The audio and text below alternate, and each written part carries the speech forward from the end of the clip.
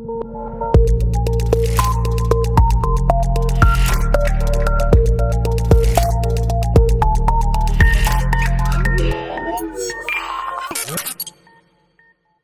ironically enough, this was a video that I was going to make nearly 3 years ago. I actually did the passenger side light, the puddle light already.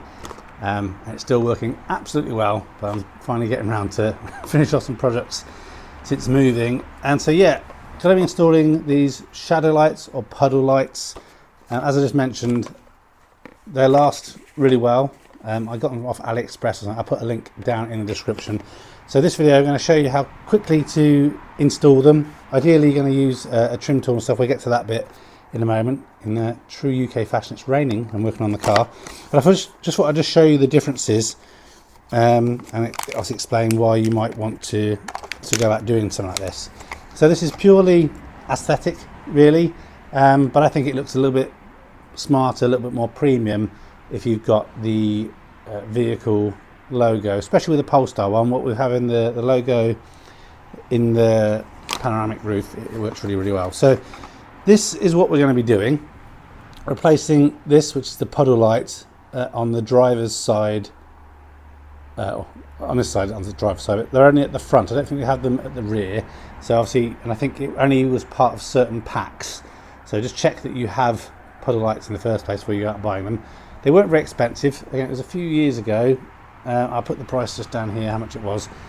The kind of main difficult part of replacing these is the wiring harness is on the side here. So as you can see, when this is kind of in the door, you pull it out, it's going to kind of get trapped a little bit. So it needs a bit of maneuvering. But that's what the standard one looks like, just like that.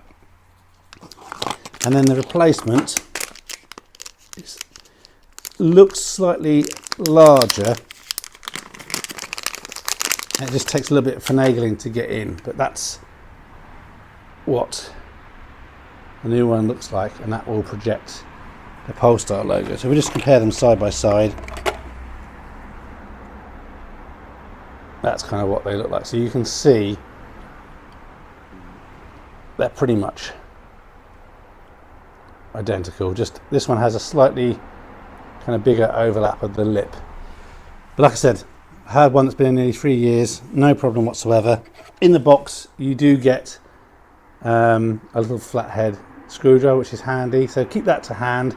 But I prefer to use a trim tool and a rag to make sure that you don't scratch anything. If you do, obviously not the absolute end of the world, because it's under the door and you're not going to see it, but I prefer to take my time with these things. So let me get the camera positioned on the floor under the door and show you what we're doing.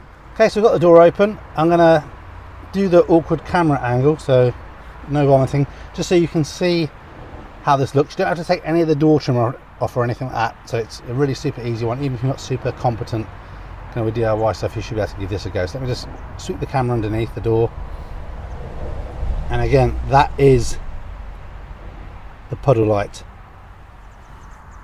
that we're going to be moving. So I'm going to adjust the camera so it's kind of pointing up.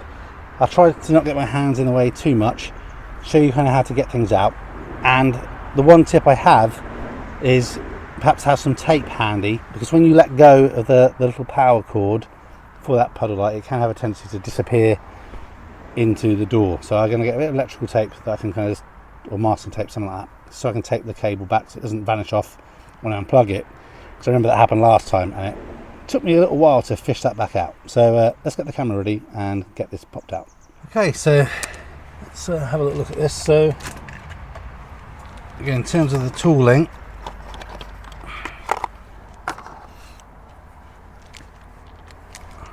we've got the little screwdriver that came in the box. I have this larger trim tool, microfiber cloth, and some painter's tape. So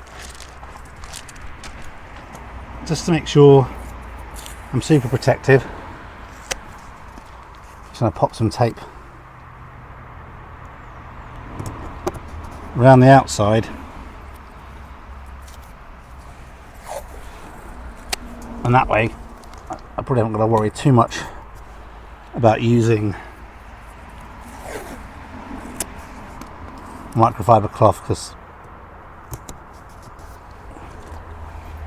not a super load of room around here.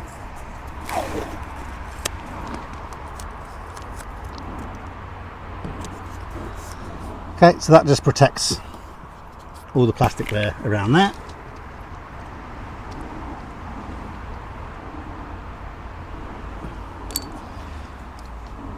I'll start off with the trim tool just to see how well it can or can't get in there. And again, there's little lugs on the side, so don't be kind of overly concerned if you hear kind of snapping noise. Actually, that's a good idea. I can show you, obviously on the existing one, only the one side has the plastic clip on it. The other side is clipless. So when we're getting this out, one side will feel freer than the other, and that's the side we're trying to kind of identify, because there we go. Okay, so this trim tool is slightly too big, so we'll try with the small screwdriver here. Okay, so the one end out is just here,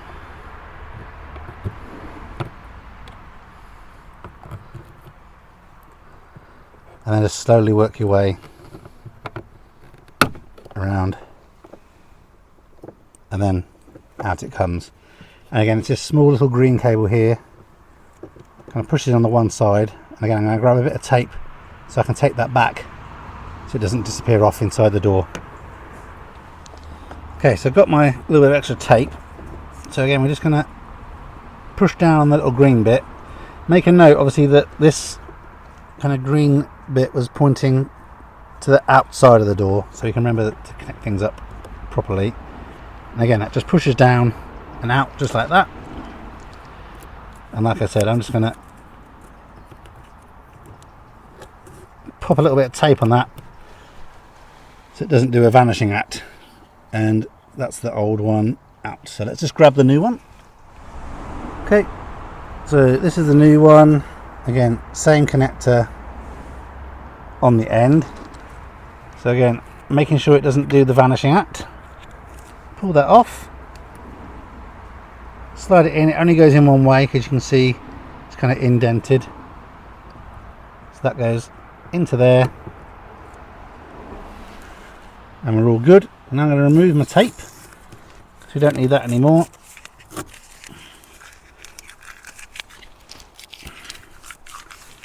And then, as I mentioned, the fit is slightly snugger than the original. So again, popping this in, green end in towards the door this way, just like that.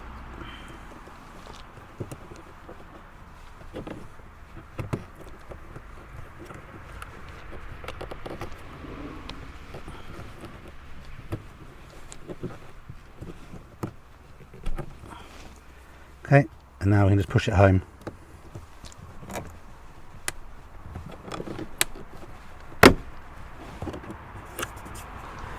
And that's it, all fitted.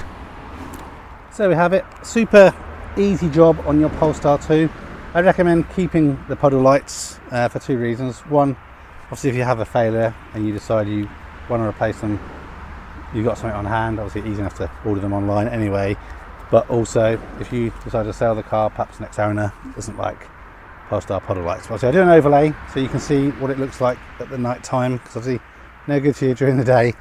But I hope this video was helpful. If I'm lucky, I'll see you in the next one. All the best. Take care for now.